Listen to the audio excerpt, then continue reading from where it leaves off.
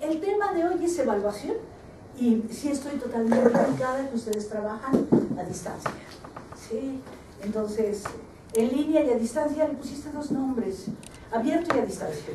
Abierto y a distancia, porque a distancia, hace muchos años que teníamos educación a distancia.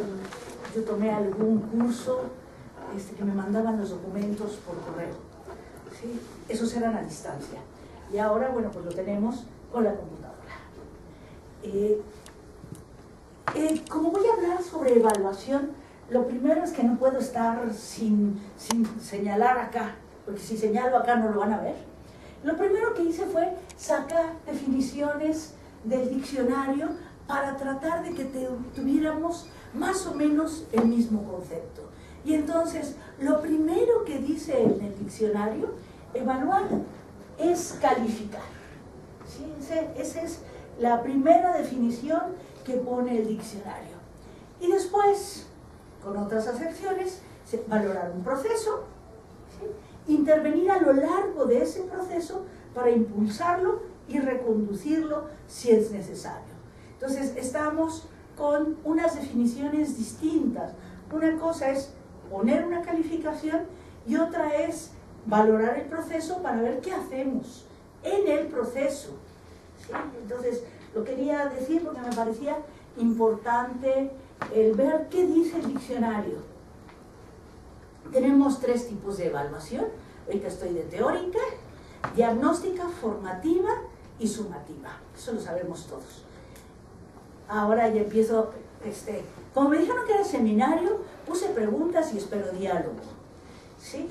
Si no hay diálogo, pues me echaré rollo. ¿Sí? Dice, son estas tres. ¿Cuáles utilizamos y para qué las utilizamos? Entonces, ahorita es pregunta retórica, ¿cuáles y para qué? ¿Sí?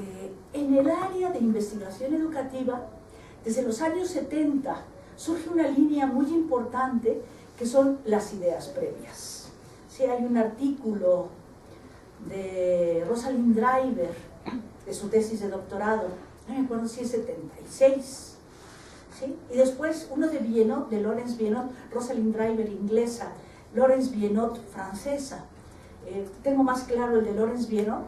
Laurence Bienot trabaja con estudiantes de la Sorbona, ¿sí?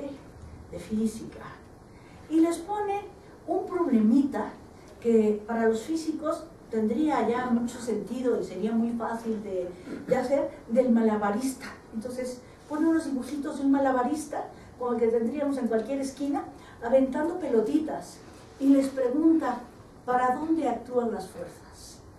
Y se encuentra un problemón, que muchos piensan que hay una fuerza actuando hacia arriba. ¿Sí? No tengo cómo pintar, pero la única fuerza que tenemos actuando es la gravedad. Entonces no puede haber ninguna fuerza actuando hacia arriba. No eran estudiantes de la UNAM, si no me hubiéramos dicho que mal enseñan en la UNAM, eran estudiantes de la Sorbona, que se supone que es una de las mejores universidades.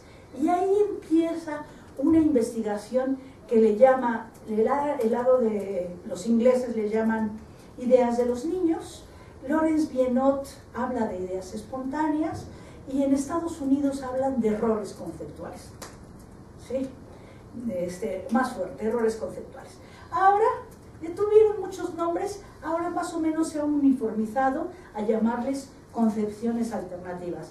Muy decentes, es para no herir sentimientos, porque errores conceptuales suena muy feo. Preconceptos también se les llama, y mal traducido, misconceptos, de misconceptions. ¿Sí? Dicen, parece que son los míos, no.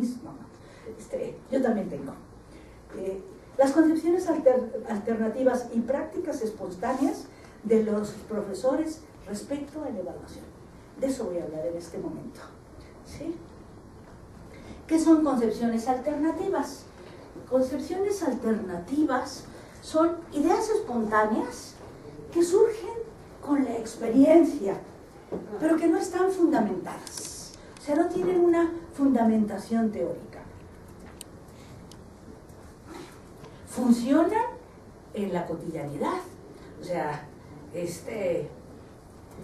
ahorita es un calor de locura, pero bueno, yo me pongo un suéter porque hace frío y este suéter es muy calientito. Sería muy pedante que dijera, me pongo el suéter porque es un buen aislante térmico. Esa es la pura realidad, ¿no? Pero no digo eso, ¿no?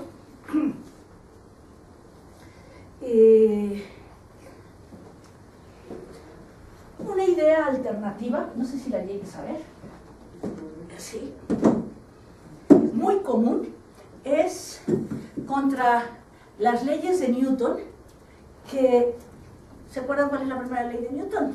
Que si un objeto se está moviendo, continuará moviéndose a velocidad constante, a no ser que se aplique una fuerza que modifique su estado de movimiento. Y me dicen los niños, se para. ¿Sí? Entonces están viendo que hay una fuerza de fricción. ¿Sí? Y la interpretación directa de los niños es, se le acabó la fuerza. Maestra, viene el escuinclito, si la avienta más fuerte, se va más lejos, tarda más en que se le acabe. Bueno, ese tipo de ideas que surgen de las experiencias cotidianas es a lo que llamamos ideas alternativas o ideas previas o concepciones alternativas. Está muy estudiado las ideas de los estudiantes en física. Les digo que empiezan con estos dos estudios de Rosalind Driver y de Lawrence Binet, y después hay un artículo que es el más citado en este momento en investigación educativa, que es Posner,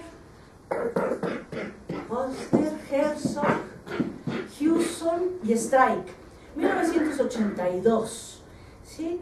Y dice que hay ideas, ese es del 82, las otras empezaron en el 70i, a finales del 70i, y dice, debería de darse un cambio conceptual, porque estas ideas en general erróneas, no científicas, ahorita ya no les decimos erróneas, les decimos no científicas, decimos que son un proceso hacia el aprendizaje, tendrían que cambiarse. Entonces surge una línea de investigación muy fuerte, una por ideas previas y detectar las ideas de física, principalmente de física, después algo de química y pues empezó algo de biología.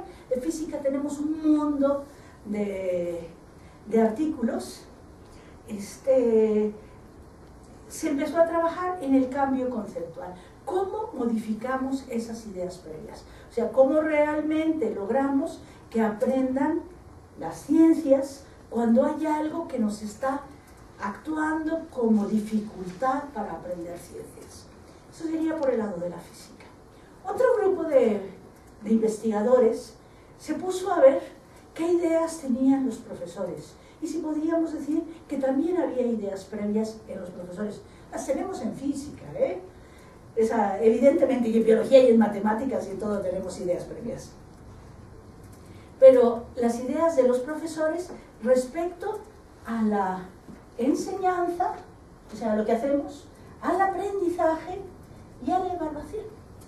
Entonces, ahí, fue otro campo de investigación. Voy a sacar la silla para que no siga grabándose.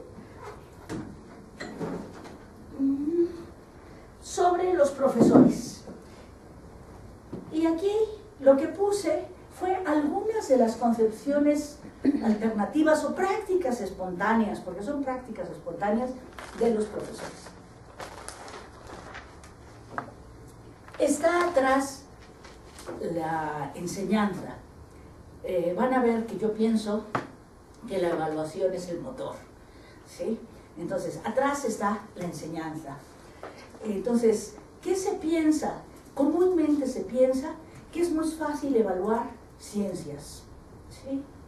Pongo un problema de fin de capítulo, pregunto unas fórmulas y ya se acabó. Que también hay que ser objetivos.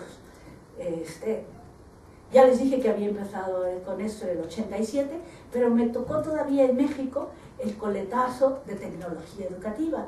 Entonces hacíamos reactivos de opción múltiple, que los volví a hacer ahora en cosas a distancia, para calificar, y era muy importante la objetividad en las pruebas. Entonces tenemos que ser objetivos, que lo califique una máquina. Pues me parece muy bien que lo califique una máquina, sobre todo cuando tienen 300 alumnos. El problema que teníamos con las preguntas de tipo opción múltiple, objetivas, es que normalmente nos quedábamos a un nivel conceptual muy bajo. O sea, la demanda cognitiva de esas preguntas podía ser muy baja. Muchas veces de simple recordar o reconocer. Ahorita nos ha demostrado PISA, con todos los problemas que tiene, y también TIMSS, que podemos hacer preguntas de opción múltiple a mayor nivel. ¿Sí? Entonces, no es que no se pueda hacer opción múltiple, sino que tenemos que cuidar el nivel cognitivo al que estamos preguntando. Es importante que puedan recordar algo, pero también es importante que puedan analizar, ¿sí? Que puedan comparar, que puedan adquirir información, que puedan hacer una síntesis. Ya con opción múltiple una síntesis no la veo tan fácil, pero bueno. Entonces, aquí me fui por otro lado, pero bueno, se debe evaluar solo lo más objetivo, evitando lo ambiguo, ahí recupero opción múltiple. Otra idea muy común es el fracaso de amplios porcentajes de los estudiantes es inevitable o natural, ya que la física no es para todos. Como soy física, puse ya que la física no es para todos, ¿sí? A los profesores de física, en general, sobre todo a los de la facultad, lo van a poner en YouTube, no les importa tener un mundo de reprobados. No les importa, ¿sí? La física no es para todos. Podríamos decir las matemáticas. Los químicos nos hacen la competencia, pero los biólogos se cuidan más. No sé de qué disciplina son, pero físicos, matemáticos y químicos, ahí vamos, ¿sí? Otra idea muy común en los profesores es que el fracaso, y en el caso de educación a distancia, la deserción, ¿sí?, es responsabilidad de los estudiantes. O sea, ya ellos, pues si se fue, pues allá ellos. Si no entra, pues yo qué voy a hacer. ¿Sí? También decimos que el fracaso es responsabilidad de la enseñanza precedente, y esta la pongo siempre porque me encanta. Teníamos un profesor viejito en la Facultad de Ciencias del Instituto de Física, Juan Manuel Lozano, que decía: están mal en la facultad porque los profesores de bachillerato no hacen nada, no saben nada. Sí, pero los profesores de bachillerato dicen: están mal en el bachillerato porque los de secundaria no trabajan. Pero los profesores de secundaria dicen: ¿qué les enseñaron en primaria? ¿Sí? Pero los profesores de primaria dicen: pero ¿qué pasó en preescolar? ¿Sí? Las primeras cosas las tenían que haber aprendido en preescolar, ni que yo estuviera dando preescolar. ¿Y qué dicen los de preescolar? Fue un mal parto. Entonces, eso es Juan Manuel Lozano, ¿no? Entonces, siempre le echamos la culpa al anterior. Y yo les decía a mis alumnos, les digo a mis alumnos en posgrado, que en el momento que tomemos a los estudiantes, así como están, yo como profesor tengo la obligación de ayudarlos a salir adelante. Yo no los saco, ellos son los que salen. Entonces estoy ahí jugando con palabras, ¿no? No echemos la culpa a algún mal parto, ¿sí? Sí. La evaluación es fundamentalmente, estamos en errores conceptuales, estoy todo el tiempo con errores. La evaluación es fundamentalmente un instrumento de constatación y de discriminación de aprendizajes de los estudiantes. ¡De los estudiantes! No sé si ustedes, que están en la universidad, que están haciendo cosas a distancia, sí evalúan otras cosas. En general, en presencial, no se evalúan otros rubros. O sea, esto es muy general. ¿Qué rubros tendríamos que evaluar? Tendríamos que evaluar al docente, y no con un cuestionario del estilo que se pone muchas veces de ¿qué te pareció el profesor? Habría que pensarlo un poquito mejor, porque muchas veces los alumnos contestan como les está yendo en la feria. Entonces, si el profesor es exigente, me pareció terriblemente mal. Sí, entonces ahí tendríamos problema. Pero también tendríamos que evaluar qué materiales estamos usando. ¿Cómo están los materiales? Estoy hablando de la presencial y a distancia en este momento, ¿sí? Y digo que no lo hacemos en lo presencial. De los programas de la institución, de la situación social. ¿Sí saben que está tomada también la rectoría de la UAM Iztapalapa de hace rato? Sí, en protesta por la toma de la rectoría, digo, en apoyo a la toma de la rectoría, o sea, la parte social también nos está influenciando. ¿Qué está sucediendo? Ahí venían comentando de estamos dando lo que necesitan los estudiantes, etcétera, etcétera. Aquí nada más para decir, en general no se evalúa otra cosa, la evaluación la consideramos únicamente de los estudiantes, ¿sí? Son preconceptos, como dije que se llamaban conceptos alternativos. También pensamos, yo me meto, la evaluación es algo independiente y posterior al proceso de enseñanza-aprendizaje. ¿Sí? Terminé un tema, la prueba. Esa es muy normalita. ¿Qué tendríamos como consecuencia de estas ideas, y ahorita lo voy a decir a lo gringo, de estas ideas erróneas de los profesores, que son muy comunes? Como consecuencia tenemos que evaluar. Hace rato dije que había diferentes tipos de evaluación, pero evaluar es igual a calificar. A mí me encanta que digan, antes decíamos, tenemos que calificar, y ahora decimos, tenemos que evaluar. Seguimos haciendo lo mismo, ¿sí? Cambiamos el vocablo. Entonces estamos con una identificación de evaluar y calificar. Bueno, evaluar y calificar son distintos. Entonces, la evaluación es muy importante, pero no es igual a calificación. Entonces, una consecuencia de todas esas ideas previas es pensar la evaluación y la calificación como iguales. Otra, poner el acento en pruebas terminales. Por ejemplo, muy típico de profesores de bachillerato, de la Nacional Preparatoria, ya no estás, pero profesores de la Nacional Preparatoria, muy típico de decir, pasó este tema, ya no se los voy a poner en el final, porque si no, no aprueban. O sea, son topes o carrera de obstáculos. O sea, ya pasó este pedacito, y ahora pasó este pedacito, y ya pasó este pedacito. Si hiciera yo una evaluación global de conocimientos, un mapa conceptual de lo que aprendieron en el curso, a lo mejor me encontraría que esos topes que pasó ya se le olvidaron, ¿sí? A lo mejor, ahí está. Otro punto, otra consecuencia, no se considera la evaluación formativa, ¿sí? A veces se considera la diagnóstica, a ver cómo me llegan de secundaria, o cómo me los dejó el profesor del año pasado, ¿sí? O cómo vienen o lo que quieran, ¿sí? La diagnóstica se puede considerar, la formativa rara vez se considera, y esa es una de las consecuencias. Aquí ya lo dije, salto de ¿cómo se llama? De barreras, de obstáculos. Otra es que el profesor es un juez, es el que toma la decisión, y pues finalmente sí la tomamos, ¿sí? Tomamos la decisión a veces muy fuerte de aprueba o no aprueba.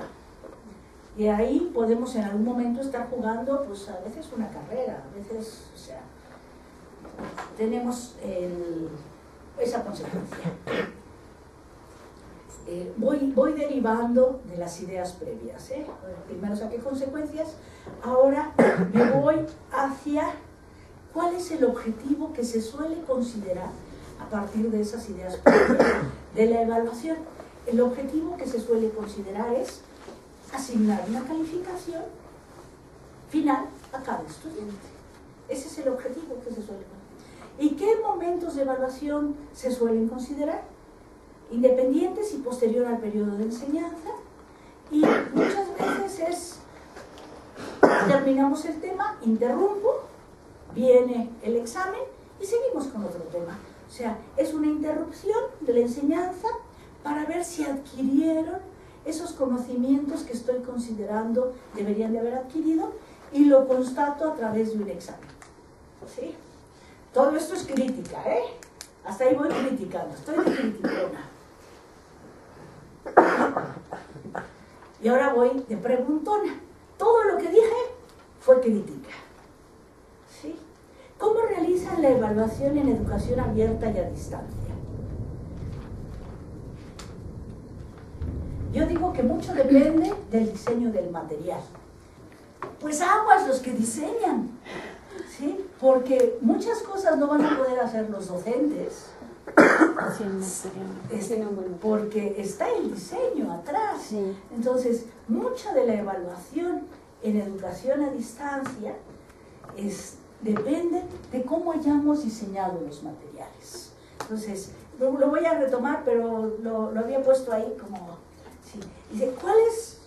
Y aquí, muy importante en educación a distancia, abierta y a distancia, es el papel del tutor en el acompañamiento de los estudiantes. O sea, ¿cuál es el papel del tutor?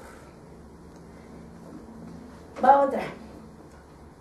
O sea, como las comunicaciones son siempre por escrito, las dos partes tienen que cuidar la redacción, sintaxis, claridad, mensaje conciso, ortografía. Y me salía la pregunta, ¿afecta el no cumplimiento de estos puntos la calificación? Estamos hablando de otro tema, ¿sí? Y todavía más difícil para mí, ¿todos los tutores o asesores actúan con el mismo criterio? O sea, aquí estoy hablando de criterios unificados, o sea, como institución deberíamos de tender a tener criterios unificados. Entonces, no, pobrecito, nada más les estoy aventando problemas, ¿eh? Voy a decir algo de conclusiones y de cierre. ¿Sí? Me pregunto, ¿qué tipo de estrategias, me sobra una S, se pueden implementar en educación a distancia para compensar los diálogos que ocurren en la modalidad presencial? Yo estoy dando clase y veo a mi gente, ¿sí? Y bueno, hay unos que se clavan en la mochila, no me vea, no me di nada, no me vea. Pero bueno, yo veo a mi gente, hace años cuando empecé a dar clases, bueno, yo di clases en primaria, en secundaria, en bachillerato, en la nocturna, en facultad, en posgrado, a profesores nada más de secundaria, de bachillerato, y a los de ingeniería. Y ustedes, pues, por ahí andan, ¿no? Entonces, yo en mis clases era medio pizarronera antes de ponerme a estudiar. Entonces andaba yo de pizarronera y de repente decía, aquí algo no lo... Está complicado. Entonces me volteaba y decía, ¿entendieron? Silencio absoluto. Lo cual yo entendía. Entendieron. Ahorita no entendieron nada. ¿Sí? Entonces, no es a ese diálogo, sino podemos establecer un diálogo y muchas veces, aunque no se atrevan algunos estudiantes todavía a hablar, la cara de Juat, como decía uno de los anuncios, la cara de Juat se la podemos estar viendo. Y ante una cara de Juat te acercas y le preguntas, ¿no? ¿Qué piensas? ¿Cuál es el problema? ¿Cómo le hacemos a distancia cuando no vemos caras de Juat? A lo mejor no se animan a mandarnos la pregunta. O sea, ¿cómo me hago cercano? ¿Qué sigo? ¿Qué? Por ahí. Aquí sigo diciendo, las comunicaciones son asincrónicas. ¿Puedo compensar de alguna manera la sincronía para que el estudiante en educación a distancia? Es muy normal dos sentimientos en los estudiantes, solo y muchas veces perdido. O sea, este es muy fuerte, solo. Como tutores, no sé ustedes, o sea, en el programa que estoy desarrollando, como tutores estamos como acompañantes de esos estudiantes. O sea, lo que tengo que intentar es, lo puse por acá, no, está en la siguiente, a través de los foros, que sientan que están haciendo algo en compañía, a lo mejor poner algún trabajo grupal y que se manden informaciones. Los wikis yo considero que son un desastre, pero a lo mejor un wiki, no sé. Pero tenemos que intentar que no se sienta totalmente solo. Bueno, perdido sí es mucha parte nuestra el intentar que no se sienta perdida. También me pregunto, ¿se retroalimentan las actividades? Y pegadita a esta iba, Bueno, ahí digo que si responden rápidamente. Pegaditas se retroalimentan en aquella de allá arriba. Se califica cada actividad. Se permite que corrijan las actividades y vuelvan a enviarlas. ¿Cuánto trabajo? ¿O son todos pequeños exámenes?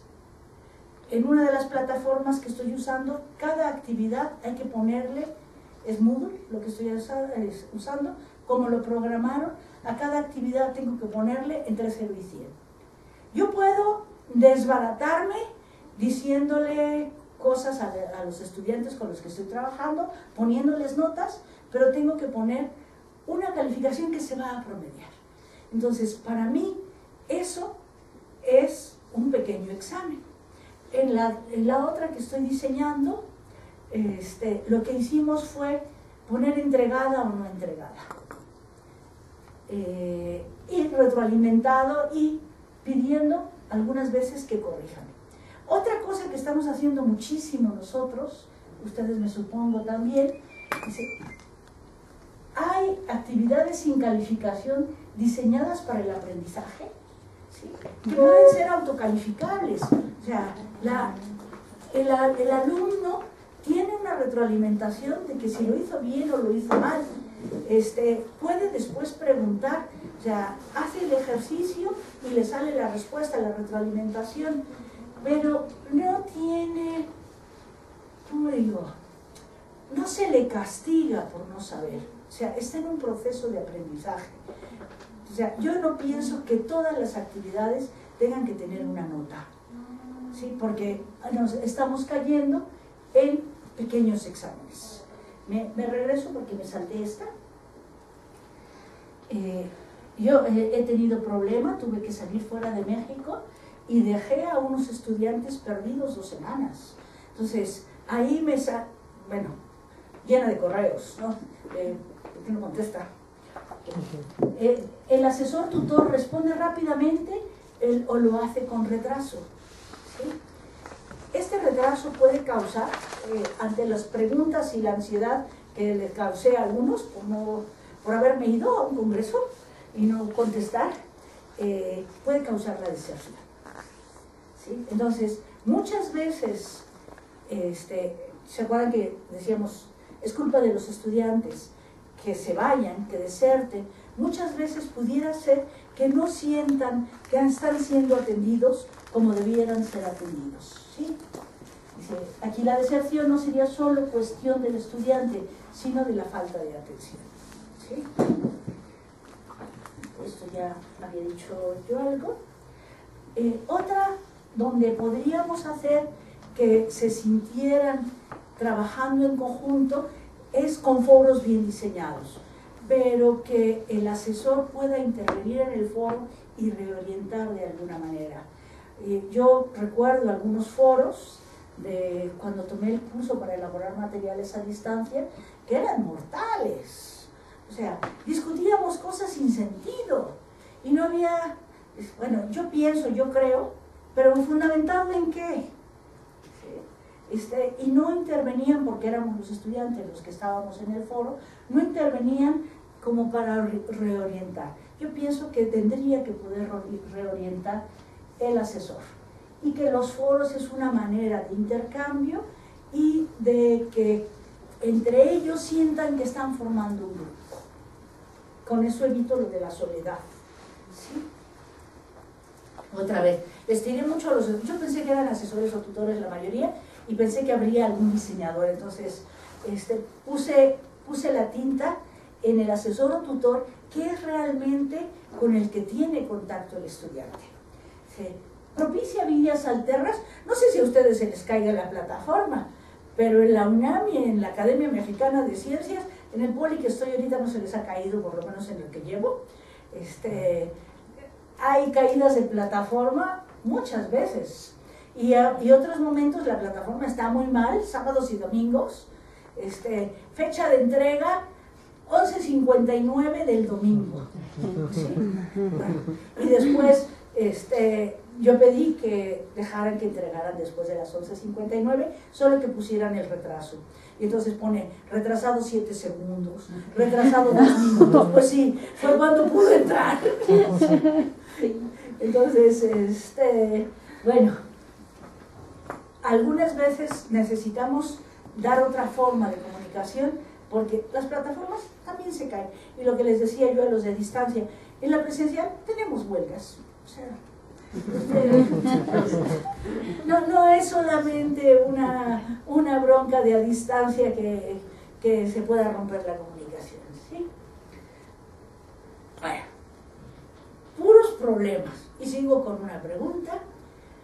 ¿La evaluación continua es igual a calificación continua? Sí, eso estamos haciendo depende de cómo esté el diseño, vuelvo a insistir, depende mucho del diseño. Estoy pensando en una plataforma específica, ya lo dije, cada actividad tiene que ser calificada. Y entonces, tengo una evaluación continua donde permito retroalimentar, permito que se equivoquen, reoriento, ¿sí? Si no tengo una calificación continua, que, por otro lado, yo prefiero muchas calificaciones a una sola, ¿sí? O sea, si nada más dejamos la calificación al final, una calificación, también podría ser problemático. Pero bueno, aquí es igual, la calificación continua. Y ahorita ya empiezo con frases lapidarias, enseñando por dónde van mis ideas. La primera es, si yo me paro de cabeza, pongo al alumno en el centro, hago todo lo posible para que los materiales estén adecuados. En lo presencial, física, hago experimentos, hago preguntas detonadoras, los pongo a trabajar en equipos y mi evaluación sigue sin cambiar. La evaluación sigue siendo tradicional. El aprendizaje será memorístico. Lo que estoy diciendo es muy fuerte, pero está sacado de muchas investigaciones. O sea, el alumno se guía por lo que le preguntamos. Entonces, aquí lo puse abajo. Los alumnos perciben como importante lo que se califica. Entonces yo puedo estar diciendo motivación intrínseca, puedo decir lo que quiera, pero califico de una manera, perciben que lo importante, lo que se deben aprender es aquello que yo estoy calificando. Y ahorita estoy usando la palabra calificar, ¿sí?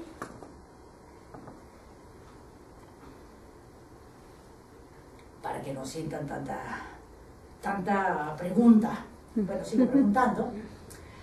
¿Qué tal mi pulso de maraquero? Bueno, esas trataban de ser gaussianas, ¿sí? Y aquí lo he hecho con algunos grupos de profesores. Elige de las siguientes distribuciones, los que estuvieron en la facultad el día que di la plática sobre MADEM, si estuvo alguno, además de José Inés, puse esta misma. Elige de la siguiente distribución la que más se ajuste con las calificaciones que suelen obtener tus alumnos al finalizar el curso. Preguntando a profesores de física, ¿sí?, la mayoría elige esta, ¿sí? Una distribución gaussiana con el 5 en el máximo. ¿Qué significa? Que al empezar el curso yo pienso que la mitad vale, ¿sí? O sea, ya al empezar, para mí la mitad, mejor no digo la institución, en otro sabático fui a otra institución de educación superior. A los pobres mártires que íbamos de sabático nos ponían la física la primera física, ¿sí? Y yo tenía inscritos 150 y me dieron un aula como de 50.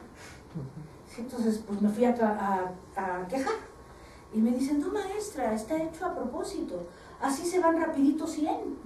Si no aprueban más del 17%, es estadístico. Digo, claro, si de rapidito corro 100, pues ya tengo que 66% eran como 150, tengo una aula de 50, el 66% pelas, porque no se pueden ni sentar. Bueno, armé tal lío como era extranjera, o sea, quiero decir de otra institución, finalmente extranjera, me dieron el auditorio, ¿sí?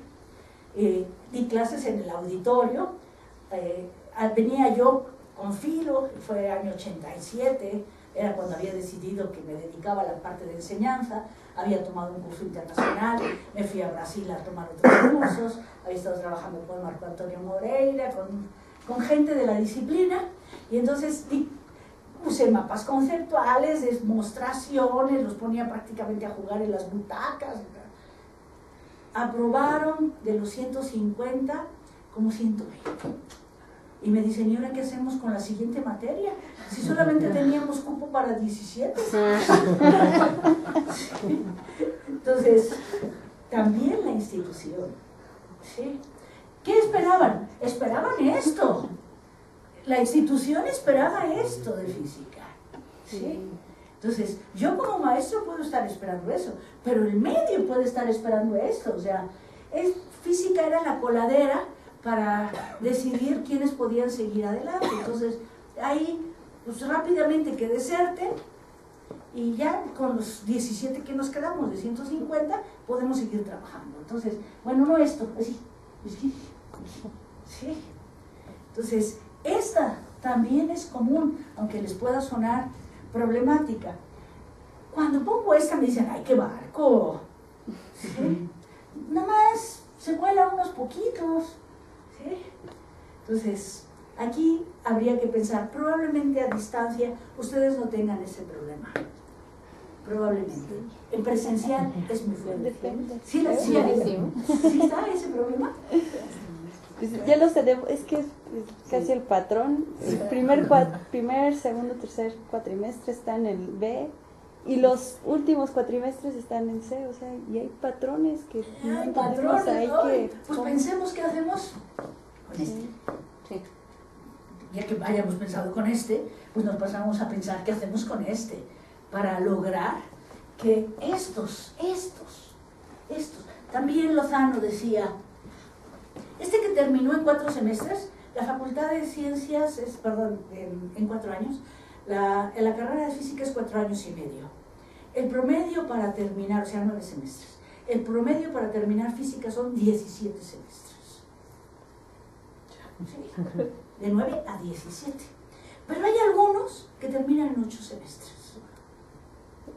Entonces también Juan Manuel Lozano, al que decía yo antes, dice, es que no necesitan a los maestros. O sea, van a aprender a pesar de los maestros.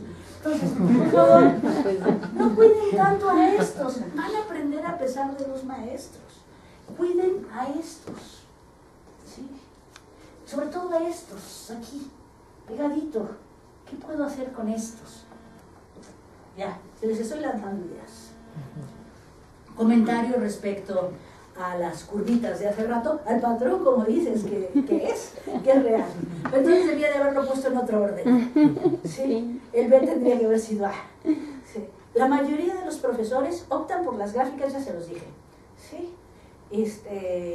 Bueno, muestra una predisposición. O sea, el optar por la gráfica A o B muestra una predisposición ante el grupo de entrada. Había un maestro en un curso de los que cuando daba intensivos regularmente, que ya ahora pienso que no sirve para nada, pero bueno, en algún momento de cursos intensivos, así de corbatita como José Inés. No es normal que el profesor en la Escuela Nacional Preparatoria vaya de corbatita, ¿verdad que no? Bueno, era de los de corbatita, y decía que entre la primera y segunda semana del curso, cogía su lista y tenía los números de lista. Del lado izquierdo del número de lista ponía la calificación final que iba a tener el alumno. Segunda semana, primera o segunda semana de clase. Y decía, rara vez me falla. ¿Sí? ¿Y en qué se basaba? ¿Qué cara te veo? Tienes cara de 6. Eso creíste. Ahorita les voy a poner una cosa donde afecta mucho el efecto halo o el efecto Pigmalión. Pigmalión es positivo, el efecto halo, de que yo considero que es malo, también afecta mucho. ¿Sí? Bueno, ¿quiénes saben algo de física? ¿Nadie? Esta es una pregunta clasiquísima en física.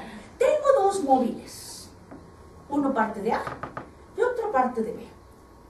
Si digo que van a la misma velocidad, en sentido contrario, pues no tiene ningún chiste, ¿no? Se encuentran a la mitad del camino en el tiempo dependiendo de la velocidad. Entonces, pongo a uno con una velocidad y pongo a otro con otra velocidad. Entonces, ahí es importante, lo veíamos en el seminario de hoy en la mañana, cuál es mi punto de referencia. Si tomo como punto de referencia los dos, hoy estábamos discutiendo sobre gráficas en la mañana y era prácticamente el mismo problema. Aquí dice una notita, está tomado de un examen de física del colegio de bachilleres. ¿Sí? La persona que era la maestra estaba haciendo la tesis de maestría de educación conmigo. Entonces, estábamos viendo resolución de problemas. Y nada más me habló por teléfono y me dice, te tengo un tesoro. Bueno, este era el tesorito que me tenía. Sin lentes no alcanzo a leer allá, a ver si alcanzo a leer acá. Dice, aquí 280 es la distancia que hay entre los dos ciclistas y parte desde la meta, como quien dice, y va a ciertas velocidades. Entonces él toma en 1 hora cuánto avanzó, en 2 horas cuánto avanzó, en 3 horas cuánto avanzó entre 4 horas y se cruzan. Aquí son distintas las velocidades y entonces va haciendo esto. Dice, se van a encontrar en 3 horas 45 minutos en el kilómetro 150. Está contestando con toda seguridad. Lo que no está con tanta seguridad es esto. Dice, para sacar en qué kilómetro se habían sin H encontrado, tomé como los dos ciclistas no alcanzan a completar la última. Esa última, La verdad es que no alcanzan a contestar la última. Saqué la mitad, ¿sí? De los dos. Y el tiempo también saqué la mitad. Clarísimo. Bueno, en un congreso de profesores de física, tenía yo como a 60, 65 profesores. Les puse que calificaran esto. Me estoy basando en una tesis de evaluación, pero hecho con... me aprendí una palabrita ayer o antier, pero no sé si me sale, tropicalizado, ¿no? Está muy de moda. Está hecho en Mexiquito. ¿Sí? Es con realidad mexicana. La idea viene de Alonso, que es español, pero dice, si ponemos a calificar a un grupo de profesores el mismo examen, es probable que se obtenga una dispersión en la calificación. Entonces no puse a calificarles cualquier examen, ¿verdad? Escogí un tesorito. Yo veo ese tesorito y le digo, ¡ay, hijo! No sabes nada. ¿Sí? Sí. ¿Qué esperaba la maestra? Unas bonitas ecuaciones simultáneas o sus ejes coordenados, ¿sí? Desplazamiento, tiempo, uno parte de 0, otro parte de 280, hago las dos gráficas y se van a cruzar en un punto que corresponde a un tiempo y a una distancia respecto a la referencia que tomé, que aunque no me lo esté diciendo, está tomando como referencia. ¿Sí? Eso era lo que esperaba Emma, que fue la maestra. ¿Sí? Bueno, pero hizo eso. Hay que hacer notar que la respuesta dada por el estudiante en el ejercicio es correcta, al estar utilizando un método gráfico, pero no cualquier método gráfico O sea, no hizo su XY, como se los acabo de describir, es un método gráfico. ¿Saben cuál es la respuesta correcta? 3 horas 44 minutos. Para método gráfico, 3 horas 45 minutos está perfectly well. ¿Sí? Yo le hubiera puesto 0. Entre los profesores de física suele decirse que se califica el resultado. Entonces, la nota debe ser 10. ¿Sí? Sacó 3 horas 45 minutos. Dice, otros dicen que se califica el procedimiento. Nos tendríamos que preguntar qué procedimiento, el visto en clase o el utilizado de forma creativa por el estudiante. Hace rato les hablaba de qué criterios tenían ustedes para asignar calificaciones. O sea, si se habían puesto colegiadamente de acuerdo los que les toque hacer eso o con los maestros que les toque hacer eso. ¿Sí? No la pude jalar porque como estaba con blanco, se me despintaba y no sabía dónde tenía el Excel, donde la hice originalmente. Entonces, en ese grupo, en un congreso en la Facultad de Ciencias, los profesores calificaron, suponiendo que tenían todo el tiempo para calificar, con esta dispersión. ¿Sí? Hubo una persona que puso 0, pero bueno, que pusieron 4 bastantes, 11 pusieron en tercero y 5, después hay unos poquitos con 6, la mayoría se va por 8, y después de 8 se va por 10. ¿Sí? Es el mismo examen. En el ejercicio les pedí que pusieran por qué le ponían la calificación, como si se estuvieran refiriendo al alumno, pero que dieran cuenta, lo que normalmente no hacemos, de por qué asignaban la calificación. Y entonces los de las calificaciones bajas decían, lo que haces o tratas de hacer no tiene nada que ver con lo que se vio en clase, debiste usar el método analítico, o no se percibe cómo llegaste al resultado, y pues entonces copiaste. ¿Sí? Las calificaciones altas decían, la solución es ingeniosa, demuestra habilidad para buscar caminos de solución, el problema y el procedimiento fueron bien razonados, se usó la lógica para obtener una respuesta y el resultado es aproximado. Entonces, fíjense, ante el mismo ejercicio, un grupo de profesores, todos de México, todos de la UNAM en ese momento, qué diversidad de criterios, ¿sí? Reflejados en una calificación. Entonces, por eso insistía yo hace rato, hay que ponernos de acuerdo en los criterios que vamos a utilizar. O sea, ¿qué queremos realmente que aprendan? A mí me hubiera parecido, o sea, se ve que razonó. A lo mejor una rúbrica, sí razonó, ahí, pero empleó el método gráfico, ahora sí, enseñado, el que queríamos que empleara, pues para nada. ¿Sí? Sí llegó a la respuesta correcta, pero tendríamos que tener un abanico para poder analizar, ¿sí? No lo que ocurrió aquí. Bueno, como soy maldita, volví a coger el mismo examen y a mis alumnos de MADEMS les puse en el mismo examen arriba, alumno bueno, y a otro, alumno malo. Sí, alumno malo, así tan simple.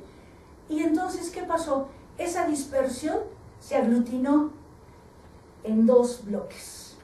Obtuve 9 y 10 para alumno bueno, y entonces le decían, ¡qué original! ¡Qué manera tan bella! ¡Qué no sé cuánto! Y para el alumno malo le decían, no has tenido en cuenta todo lo que hemos visto en la clase. O sea, 9 y 10 y 5 y 7. Esto es lo que le pasaba al profesor del que les hablé hace rato. O sea, al principio de la clase decidía cuál iba a ser bueno, mejor porque era participativo, y cuál era malo. Y a la hora de calificar estaba prejuiciado para asignar calificaciones. Eso nos puede pasar. ¿Sí? Como les dije, está tomado bastante de Alonso. Aquí tengo una publicación de Manuel Alonso, 1999, que usó la misma prueba con diferentes poblaciones. Aquí usó profesores en formación, alumnos de magisterio, profesores en activo, y les puso brillante y que no va bien. Fíjense que hay una diferencia prácticamente de 2 puntos. Es el mismo examen. Nosotros obtuvimos mayor diferencia porque mi población era muy pequeña, o sea, obtengo una diferencia de 3 puntos. Pero parece que sí es cierto que si nosotros calificamos a alguien de malo, ya la hizo. O sea, más bien, ya puede hacer lo que quiera, que es malo. ¿Sí? Eso nos está mostrando esto. Bueno, aquí me echaba yo un rollito sobre las calificaciones con decimales. Se usan mucho las calificaciones con decimales, pero si tengo esto, ¿qué sentido tiene unas calificaciones con decimales? O sea, tenemos un criterio ahí grueso, ¿sí? Bueno, ahí estaba el rollito de las calificaciones con esto, y decía yo, si somos conscientes de la imprecisión inherente a cualquier calificación, no tendríamos dificultad en redondear a favor del alumno. O sea, más vale darle la duda, ¿no? Según esto, ¿sí? Y aquí la reflexión es, ¿qué significa esto sobre la objetividad? Pues que realmente, si no tenemos pruebas de respuesta cerrada, ¿sí?, que las califique la máquina prácticamente, nosotros no somos totalmente objetivos. Y hay muchas preguntas que tienen que ser abiertas. Las de mayor nivel son abiertas, pero depende mucho del criterio del maestro la calificación asignada. Entonces, aunque estén a distancia y esto haya sido hecho en presencial, creo que les puede servir. O sea, les puede servir el saber qué ocurre. Y si sabemos qué ocurre, por lo menos tendremos una antenita puesta de ¿qué me está pasando? Bueno, aquí podemos, somos más objetivos y hacemos preguntas cerradas, sí, de tipo de las llamadas preguntas objetivas, sí, aunque siempre hay una carga de subjetividad a la hora de hacerla y el sesgo de cómo se puede preguntar.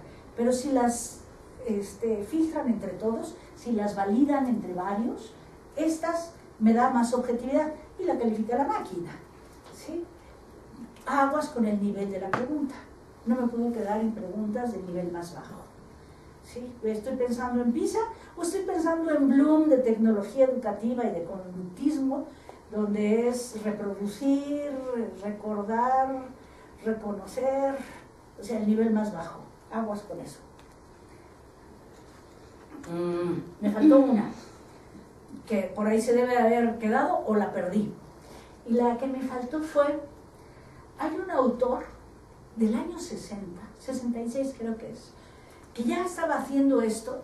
Dice, bueno, eso pasa porque se le dio a calificar la misma prueba, o sea, Alonso está haciendo réplicas de otra cosa anterior y yo estoy haciendo réplicas de Alonso, se le dio la prueba a varios profesores. Entonces hay diversidad de criterios entre los profesores. Y lo que hizo este señor, un inglés, fue a los de la Escuela Nacional Preparatoria, que tienen 300 alumnos en promedio, ¿sí?, que hizo el mismo examen para todos los grupos, supongamos, le puso en el tambache, en diferentes niveles, la misma prueba, ¿sí?, y encontró que las calificaciones en las diferentes ocasiones eran distintas. El mismo profesor, la misma prueba. Yo me doy cuenta que cuando tengo que calificar mucho, me voy enojando. Además, porque es que lo tenían que saber y entonces me voy volviendo más exigente. Entonces mis calificaciones van así. Digo, no, pobrecitos, vete a tomar un café, vete a correr al parque, haz lo que quieras, porque no puedes seguir calificando así.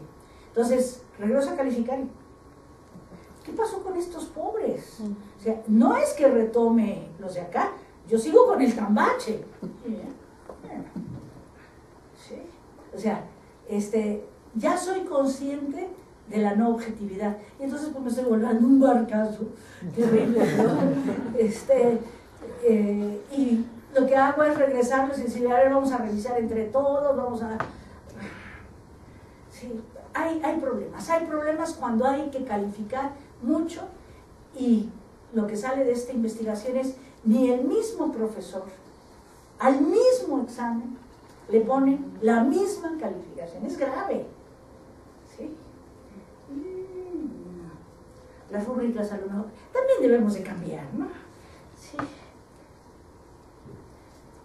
Bueno, todo esto ha sido calificación, ¿sí? Se identifica mucho con evaluación sumativa. Ahora voy a echar porras a la evaluación continua. Normalmente se hace poca evaluación continua en las clases. Ya los profesores más formados la van haciendo más, como preguntas intercaladas, poner problemas de tipo más abierto, los trabajos grupales, donde se pueden corregir unos a otros. O sea, de Masur sería, por ejemplo, Eric Masur, no me acuerdo de qué universidad es de Estados Unidos, trabaja en un auditorio, tiene 150 alumnos y ahora trabaja con clickers. Antes trabajaba con tarjetitas, ¿sí? Y él iba dando la clase y ponía preguntas cortas de opción múltiple y los alumnos levantaban la respuesta que ellos pensaban era correcta para esa pregunta, ¿sí? Y tenía un vistazo al auditorio y se daba cuenta si la mayoría estaban contestando bien o si la mayoría estaba contestando mal o más o menos. Y Eric Masur decía, cuando la mayoría contesta bien, entonces hago trabajos en grupo, porque el compañero se lo va a explicar mejor al otro compañero. Y como la mayoría están contestando bien, van a sacar a los que estaban contestando mal. Pero si la mayoría, o está en empate más o menos, está contestando mal, son muy fuertes las ideas previas. Entonces, no hago una discusión en grupo, porque los que están mal van a convencer a los que están bien. Entonces, podemos hacer trabajos grupales, podemos hacer muchas cosas, pero tenemos que tener cuidado de estar haciendo nosotros, ahora sí, una evaluación continua de saber qué dinámica conviene en este momento, porque me los puedo llevar hacia convencerlos de algo que esté mal. En la evaluación continua pueden ser, decía ya hace rato, preguntas intercaladas, puede ser ejercicios que pasen y discutan. ¿Por qué no le llamo sumativa? ¿Por qué no le llamo calificación? Porque no implica una calificación. O sea, el alumno se puede equivocar. Estoy viendo si entendió, puede utilizar, llegó al objetivo que yo quería. Y si no, pues explico de otra manera lo que decía Masur. O sea, si la mayor parte de las respuestas no están correctas, o mitad y mitad, yo tengo que volver a explicar, tengo que poner otro ejemplo para que todos me entiendan. Entonces, eso lo puedo hacer con la evaluación formativa. Lo podemos hacer a distancia. Hace rato decía yo, a lo mejor autocalificables, a lo mejor lo estoy usando en lo que estamos diseñando ahorita, es que suban su respuesta, tienen los correos, vamos haciendo los grupos, y se los manden a otro de los compañeros. Y después que el compañero ya subió su respuesta, pueden verlas. Y entonces se corrigen mutuamente, discuten. Ahí nos estamos echando el volado. Y si uno no estaba muy seguro, lo va a convencer el que está mal, ¿eh? Entonces ahí el papel del tutor es saber qué está ocurriendo, pero no está interviniendo. Si hace falta, hay que intervenir. Lo que tengo que tener cuidado es en no recargar el trabajo de los asesores o de los tutores. O sea, no puede ser todo abierto, que tengan que leer un mundo de cosas. Tiene que haber muchas cosas automatizadas y tengo que estar buscando otra forma de ayudarlos en esta evaluación continua, pues a lo mejor a través de grupos. Por eso preguntaba yo los foros, ¿qué peso le están dando? O sea, ¿cómo lo hacen? Bueno, ¿para qué sirve? Para dar información al profesor y a los alumnos de cómo van. O sea, sin penalizarlos. O sea, pudieron no haber entendido. ¿Sí? No es que yo explique tan precioso siempre. Siempre, algunas veces sí. Entonces, y ahí, retomando una de las definiciones de diccionario, puedo reencauzar la enseñanza, puedo pedirle que estudie algo más, puedo darle algo. Ahorita con los de posgrado, que tenemos la plataforma de Moodle en el Poli, pues puedo sugerir un artículo. Por lo que estás poniendo, a lo mejor te convendría leer a este. O sea, pero tengo muy poquitos alumnos, no sé cuál es el peso que tienen ustedes. Otra cosa, un número elevado de resultados, como si entregado, si participó, si hizo el experimento. En física estamos poniendo bastantes experimentos ¿Y cómo sabemos? Pues sácate una foto haciendo el experimento, ¿sí? Sácate una foto con los resultados, sácate una foto con... Y entonces pues nos están llenando de fotos, pero vamos viendo al que está trabajando, pues en las fotos, haciendo la actividad. Hasta ahí ustedes deben de tener más o menos la misma dificultad, o sea, ¿cómo aseguro que el que me lo está mandando lo hizo? ¿Sí? Bueno, aquí decía, ya lo dije hace, preguntas intercaladas, permitir al estudiante equivocarse, como ahora lo tengo súper metido, trabajos en grupo, ya lo dije, comparar resultados, esta es muy bonita. Nosotros estamos metiendo de evaluación diagnóstica encuestas, o sea, preguntas muy cortitas de por ejemplo, no ocurrió, pero podía haber sido, en una gráfica DT, soy física, ni modo, en el punto que se cruzan los móviles, llevan la misma velocidad, vota, ¿sí? Si llevan diferente inclinación, no llevan la misma velocidad. La inclinación es la que me habla de la velocidad, pero la mayoría vota que sí. Y entonces los que votaron que no se cuestionan, ¿qué pasó? ¿Sí? Bueno, después de haber hecho las actividades, una de las preguntas que les ponemos para que reflexiones es, tú contestaste esto, ¿qué piensas ahora? ¿Sí? Y entonces la persona reflexiona sobre lo que pensaba, yo voy un poco hacia la metacognición, reflexiona sobre lo que pensaba, puede criticar y puede corregirse. Sería una evaluación formativa, o sea, se está dando cuenta de un error que cometió en otro momento. Y eso estoy provocando un aprendizaje. Puede estar programado, en un momento, y es muy fácil, ¿verdad que es muy fácil? Por lo menos eso dice el administrador de la mía. Reenviar la respuesta al que lo dio hace unas semanas, volvérsela a poner visible para que comente sobre esa respuesta. ¿Sí? Sí, pero aquí no. Ah, sí, pero aquí no.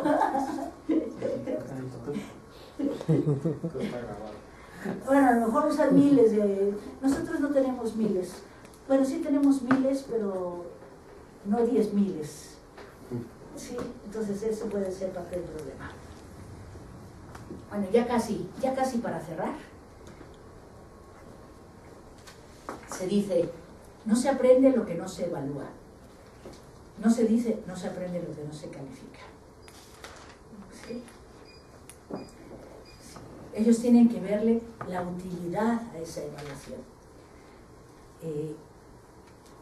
Aquí con letras grandototas le puse, los aprendizajes logrados dependen del tipo de evaluación. Ese sí lo había puesto antes. Había puesto que la instrucción puede ser constructivista, ¿sí? Pero si la evaluación es de tipo memorístico, los aprendizajes van a ser memorísticos. Entonces, la evaluación va dando pauta del tipo de aprendizajes que quiero lograr. ¿Sí?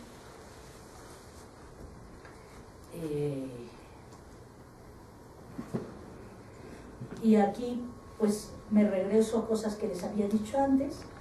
La evaluación y sus instrumentos son generalmente considerados tanto por profesor y estudiantes como sinónimo de calificar, ¿sí? Y se cree que se mide de forma objetiva y precisa la capacidad y el aprovechamiento de los estudiantes. Espero haberlos convencido de que no somos ni precisos ni objetivos, ¿sí? Puede afectar negativamente las actitudes de los alumnos hacia el aprendizaje y hacia la misma evaluación, depende de cómo la estemos haciendo, y debería de ser un instrumento para mejorar el aprendizaje y mejorar la enseñanza. Pero esto solamente lo logro si estoy usando la formativa. Si estoy usando únicamente la sumativa, esto no lo voy a lograr, ¿sí? O sea, porque simplemente estoy marcando al sujeto, ¿sí? Y creo que esta es la lápida final, ¿sí? la frase lapidaria, no la lápida del entierro. Ningún cambio en el currículum puede darse por consolidado si no se acompaña de un cambio similar en la evaluación. Y aquí tenemos algunas tesis de los alumnos de la maestría en docencia para educación media superior, que hicieron muchos cambios en la dinámica de su clase, pero que cambiaron un poco la forma como estaban evaluando. Entonces, lograron, por ejemplo, que ya no huyeran los alumnos de la clase. Antes, estoy pensando en una maestra, tenía una retención de un 60%. O sea, le tenían pavor y se desaparecían, como le iba a tener yo, pero eso era por el salón inicialmente, pero bueno, se iban los alumnos. Ahora no se van, tienen una retención del 99%, pero están contentos con la dinámica, pero no han logrado modificar la forma como está calificando. Y sigue teniendo notas sumamente bajas, queda perfectamente dentro de la curva, tirando a que una puntita pasa y la mayoría no pasa, aunque los retiene. Entonces, bueno, pues hay que seguir trabajando con ella, ya está graduada, pero hay que seguir trabajando con ella para que el cambio en la evaluación pueda consolidar lo que está haciendo en la clase.